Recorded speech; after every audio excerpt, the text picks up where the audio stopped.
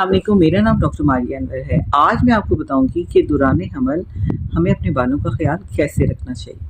وہ خواتین جو کہ پریگننٹ ہیں اور ایکسپیکٹ کر رہی ہیں، اس ساری صورتحال میں ڈیورنگ پریگننسی عموماً تو بالوں کی جو گروتھ ہے وہ بہت اچھی ہو جاتی ہے، کیونکہ ایسٹروجن ہارمون ریلیز ہوتا ہے جو کہ بالوں کی گروتھ کے لیے بہت امپورٹنٹ ہے۔ اس کی وجہ سے بالوں کی گروتھ بھی زیادہ ہوتی ہے، بال مضبوط ہو جاتے ہیں اور گرنا بند ہو جاتے ہیں۔ لیکن اگر آپ ساتھ ساتھ اس چیز کا خیال نہیں رکھیں گی کہ آپ اچھی ڈائٹ نہ لیں، ملٹی وائٹامنس کا استعمال نہ کریں، تو پھر بال برے طریقے سے متاثر ہو سکتے ہیں، کیونکہ ساری صورتحال میں باڈی جو ہے بیبی کی اور آپ کی جو ہے وہ ریکوائرمنٹ بڑھ جاتی ہے۔ تو ملٹی وائٹامنس کا استعمال ضرور کریں، اس میں فروٹس دی بیسٹ ہیں، اپنی ڈائٹ میں فروٹس کا استعمال کریں۔ جو ڈائبیٹکس ہیں وہ اپنے ڈاکٹر سے رجوع کر کے فروٹس کا استعمال کریں۔ اس کے ساتھ ساتھ آپ نے اپنے بالوں کی آئلنگ ضرور کرنی ہے، مطلب زیتون کا تیل، سرسوں کا تیل تھوڑا سا گرم کر کے آپ سر پہ اپلائی کریں، اس سے بھی آپ کی ہیئر گروتھ اچھی ہو جائے گی۔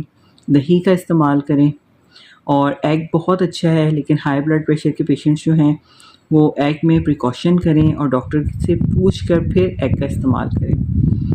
اس کے ساتھ ساتھ آپ جو بھی ہائی کیمیکل والے ہوتے ہیں نا شیمپوز، ان کو استعمال مت کریں، کیونکہ وہ آپ کی اور بچے کی صحت کے لیے اچھا نہیں ہے۔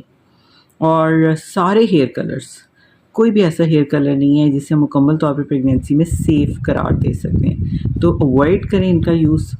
پریگنینسی کے بعد آپ جو مرضی یوز کر لیں، لیکن اس سے پہلے آپ اس قسم کے ہارش کیمیکلز کا استعمال مت کریں۔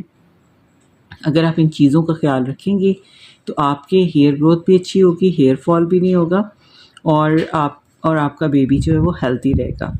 ہاں، جب جب بیبی کی پیدائش ہو چکی ہوتی ہے، اس ساری صورتحال میں کئی عورتوں کو 6 مہینے تک ہیئر فال کا مسئلہ رہ سکتا ہے، لیکن زیادہ تر یہ hair fall oestrogen level drop ہونے کی وجہ سے ہوتا ہے۔